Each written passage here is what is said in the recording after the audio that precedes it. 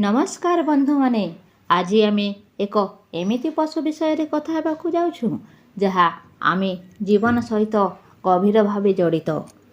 भारतीय संस्कृति रे जहाको माँ भावे पूजा करा जाए, जहा आमको क्षीर घी दही भली पौष्टिक आहार दिए एवं जहा ग्रामीण जीवनर मूल आधार से होछि गाई। गाई विषय आसंतु जानिबा एक सुंदर ओडिया रचना। गाई गाई गोटे गृहपालित पशु अटे। गाईर रंग धला कला और धूसर रंगर होइथाए। गाई आमको क्षीर देइथाए। गाईर मल और मूत्र खेती काम व्यवहृत होइथाए। गाई साधारणतः घास और मोड़ खाइथाए।